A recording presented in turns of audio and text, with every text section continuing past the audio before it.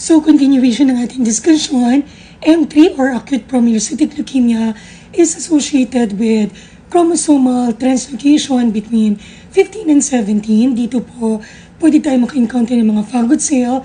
These are cells with master bundles of our rods and DIC common sa mga patient with M3 or acute promyelocytic leukemia. Number 31, the presence of chromosomal anomaly, translocation between chromosome 15 and 17, and a high incidence of DIC is diagnostic of M3 or acute promyelocytic leukemia. Correct answer number 31, letter C. Number 32, JAK2 mutation or Janus kinase is associated with the myeloproliferative disorder, ET, myelofibrosis, with myeloid metaplasia, and polycythemia vera. Yung tatlo po except for CML. Yung CML lang po ang hindi po associated with JAK2 mutation. Remember, CML or the Philadelphia chromosome, ano po yung type of mutation in patient with CML? BCR, ABL mutation, breakpoint cluster region, Abelson in CML. So, correct answer 32, letter D. Number 33, which of the following gene mutation correlates with translocation between chromosome 9 and 22? This is the Philadelphia chromosome. One arm of chromosome 22 is found to be translocated to chromosome 9. Just review, this is for a patient with CML. Patient with CML who are negative for the Philadelphia chromosome is a poor prognosis. So, better po pala yung prognosis when the Philadelphia chromosome is present. So, napag-usapan po natin kanina, ano po yung type of mutation associated with CML? BCR-ABL mutation, breakpoint cluster region, Abelson. Yung polycythemia vera, ET at saka MMM, myelofibrosis with myeloid metaplasia are associated with JAK2 mutation or Janus kinase mutation. Correct answer number 33, letter B. Number 34, majority of CLL involves what cell type? The B cell. Remember, in CLL, super sensitive na mga lymphocyte, kaya ang bilis masisira. Pag binigyan tayo, para sa exam lang, pag binigyan tayo ng result, tapos nilagay ay increase yung formation ng smudge cell sa kanyang peripheral blood, so so pwede po natin isagot dito yung CLL or chronic lymphocytic leukemia. Super sensitive yung mga WBC, particularly yung mga lymphocyte, so increase ang formation ng mga smudge cell in CLL. Most cases of CLL affects the B cells. Number 35, definitive test for PNH is flow cytometry. So, kung nandun po yung HAPS at saka flow cytometry, edi flow cytometry na po tayo. PNH or paroxysmal nocturnal hemoglobinuria, a condition characterized by increased sensitivity of red cell to lysis by the complement. Remember, what is the end result of complement activation? Cell lysis. Ang complement po dapat may regulator. Kasi pag walang regulator, this can result to massive tissue damage. In patient with PNH, yung patient po dito ay walang DEF at walang membrane inhibitor of reactive lysis. DEF, decay accelerating factor, MIRL, membrane inhibitor of reactive lysis. Ito po yung mga regulator ng complement. So, in PNH, yung mga red cell ng patient ay mabilis ma-hemolyze.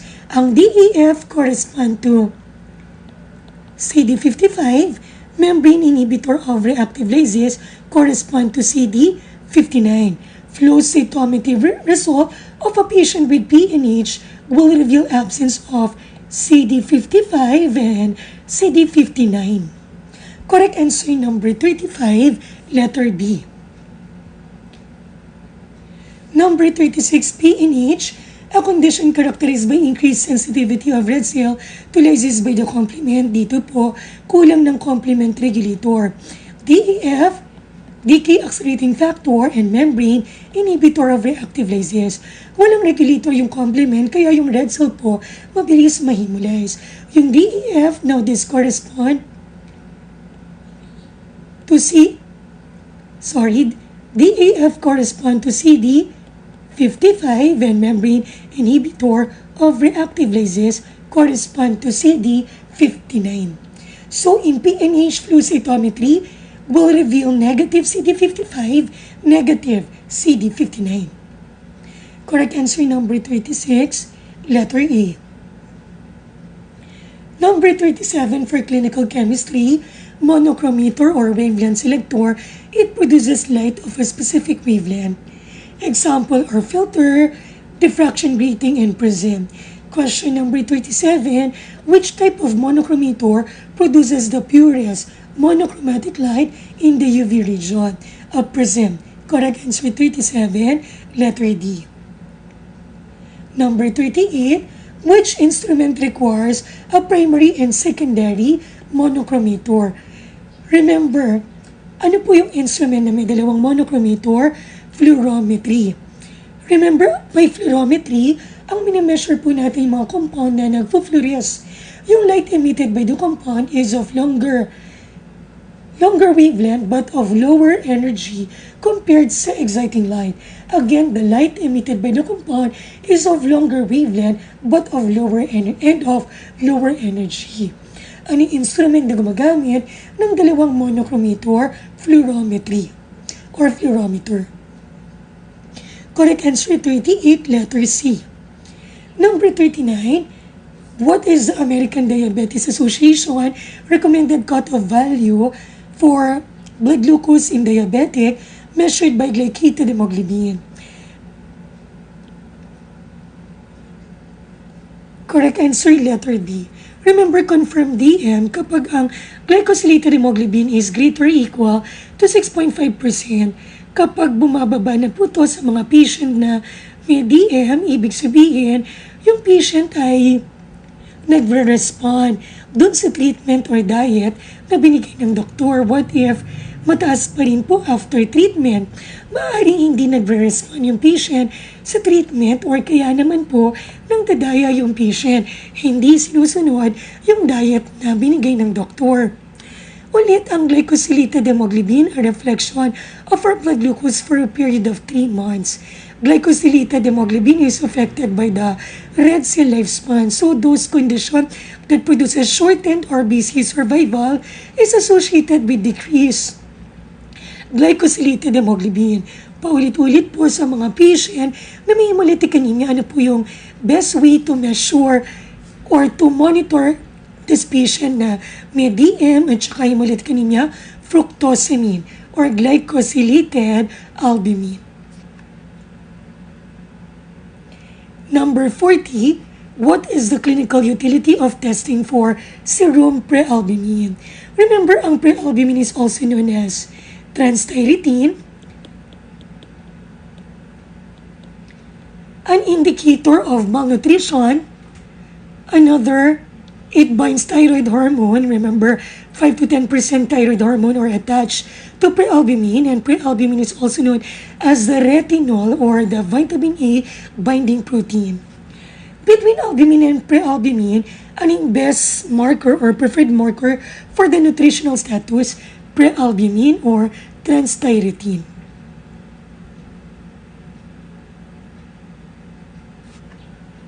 Correct answer number 40, letter C.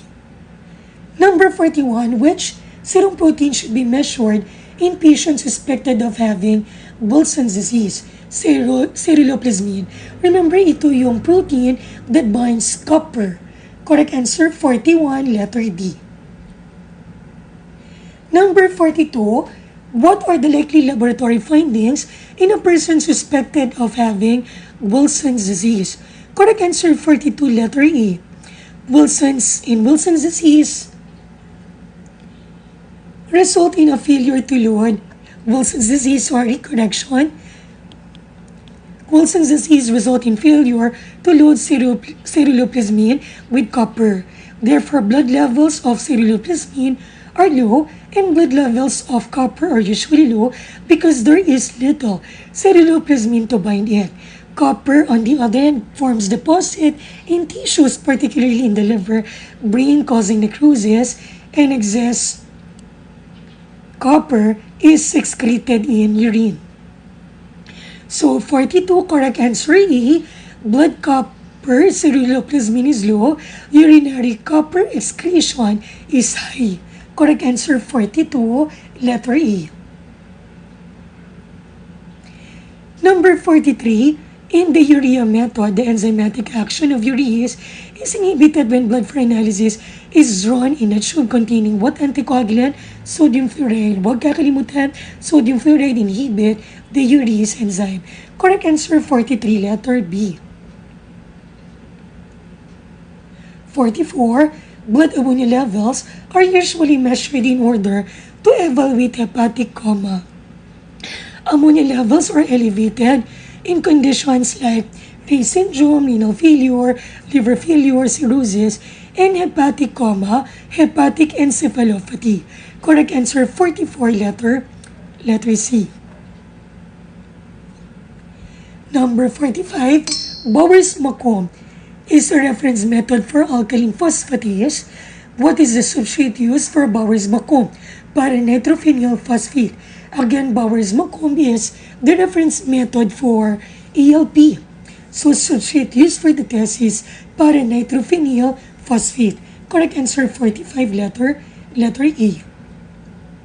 Number 46, which of the following condition is associated with high levels of the salivary type of families? Mumps, Becky. Inflammation of the salivary gland. Correct answer 46, letter E. Number 47, ion selective analyzer using undiluted sample have what advantage over analyzer that use diluted sample? Ang tinutukoy po dito, measurement ng sodium. Ano po yung pinaka-accurate way to measure sodium or more accurate way to measure sodium? Direct ISE. Bakit? Kasi in direct ISE, ang serum ng patient is undiluted. That is why it is not affected by increased protein, increased lipid. So direct ISE, in contrast with indirect ISE, is not subject to hyponatremia caused by high protein, high lipid. Correct answer 47, letter B. 48, a lipemic sample gives a sodium of 130 millimole per liter on an analyzer that uses 1:50 dilution of serum or plasma before introducing it to the ion selective electrode. The same sample gives a sodium of 142 millimole using direct selective electrode. Malamang po yung first, ang tinutukoy po dito flame photometry or possible indirect ISE. Kasi sa dalawang method po na to, ang serum is diluted. Direct ISE, the serum is undiluted, so mas accurate. Assuming acceptable quality control, which of the following is the most appropriate course of action? Of course, letter D, report the undiluted ISE result. Ito po yung result sa direct ISE. The sample is undiluted, therefore most accurate, unaffected by increased protein or increased lipid. Hindi po nag-occur dito ang pseudo-hyponatremia. Correct answer 48, letter D. Number 49, ion selective electrode used to measure potassium is made up of valinomycin gel. Correct answer 49, letter C. Number 50, the total iron binding capacity is an indirect measure of transferrin. Paano i-differentiate ang IDA from other forms of microcytic hypochromic anemia? In IDA, depressed ang iron pero elevated ang TIBC. So, decreased iron, increased TIBC, IDA. Correct answer 50, letter C. Number 51, which of the following condition is associated with low serum iron, elevated TIBC, IDA, anemia, iron deficiency anemia? Most common cause of IDE is chronic blood loss. Ano naman po yung first laboratory anomaly found in patient with IDE? Decreased ferritin. Correct answer 51, letter E. Number 52, ito po yung sinasabi natin kanina pa, which of the following is likely to occur first in IDE? Decreased ferritin. Correct answer 52, letter C. Number 53, to maintain electrical neutrality in the red blood cell, bicarbonate leaves the RBC and enters the plasma through an exchange mechanism with which of the following? Ano po ang kapalit ng bicarbonate sa red cell? Chloride. What is the relationship between bicarbonate and chloride? Reciprocal or opposite. Kapag elevated po yung bicarbonate, depress yung chloride, or maaari po kapag elevated yung chloride, depress yung bicarbonate. Correct answer 53, letter C. Now 54, normal values are seen on the side. The following result were seen on a blood sample. So normal value of sodium, pasok po, 136 to 145. Elevated potassium, chloride po pasok, 98 to 107. Bicarbonate pasok din po, normal value is 22 to 26 millimole per liter. The technologists should do which of the following? Check. So super increase po yung potassium. This is abnormal, and one cause bakit increase ang potassium is hemolysis. A potassium value of 15 milliequivalents per liter considering a normal is 3.5 to 5.1 is too high to be considered physiologic. The sample should be checked for a potential pre-analytical interference, including hemolysis or incorrect collection tube contamination via an anticoagulant. Correct answer 54, letter D. Number 55, which of the following effect result from exposure of normal arterial blood sample to room air? Papasok po ang oxygen sa tube, entry of oxygen sa tube, so this will promote elevated PO2. Pag elevated PO2, depress ang PCO2. Pag depress ang PCO2, depress ang carbonic acid. So yung pH po dito, alkaline. So correct answer, PO2 is increased, PCO2 is depressed, alkaline pH is increased. Correct answer 55, letter A. Huwag pong malilito yung nasa closed tube naman po, yung oxygen will be utilized by cell, so decreased PO2, elevated PCO2, elevated carbonic acid, therefore yung pH acidic or decreased pH. Number 55, correct answer, letter A. Open tube po yung na-mention dito. Next, number 56. This is a question lifted from Shula. The measurement of carbon dioxide in blood by means of PCO2 electrode is dependent on the change in pH. Change in pH. So, yung PCO2 electrode is actually a pH electrode. Anong mina-measure po dito? Change in pH. Because increased carbonic acid in the electrolyte surrounding the electrode. Change in pH because of increased carbonic acid in the electrolyte surrounding the electrode. In a blood gas analyzer, PCO2 electrode is actually a pH electrode immersed in a bicarbonate solution. The pH is inversely proportional to the log of PCO2. Correct answer number 56, letter B. Number 57, a question lifted from her. Which assay using 24-hour urine is considered to be the best single screening test for pheochromocytoma? Measurement of the 24-hour urinary metanephrine is 95% sensitive for pheochromocytoma and is the best single test. Specificity and sensitivity for detection of pheochromocytoma approach 100% when both VME and metanephrine are measured. So, single best screening test for pheochromocytoma at 24-hour urinary methanephrin. Correct answer 57, letter D. Number 58, in a patient who is suspected of having pheochromocytoma, which following measurement is useful? A 24-hour urinary methanephrin. Correct answer 58, letter E. Number 59, ang pinag-uusapan naman po dito, urinary homovanillic acid is most often assayed to detect neuroblastoma. For neuroblastoma, urinary homovalinic acid is elevated in 75% of patients with the condition. Neuroblastoma patients usually produce VMA from norepinephrine. Thus, homovanillic acid and VMA are assayed together, and this increase the sensitivity of detection to around 90%.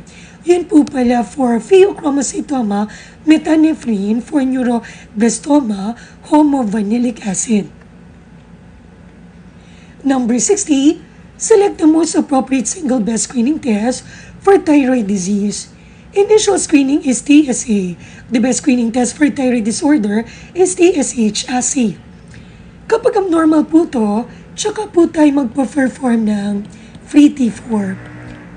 Ang test po for free T3 ay optional lang po kapag hindi po expected ang result ng ating free T4. So, initial test, best screening test for thyroid disorder, TSH. Correct answer is 60, letter D. Hanggang dito po muna. Salamat. Check for the next video po.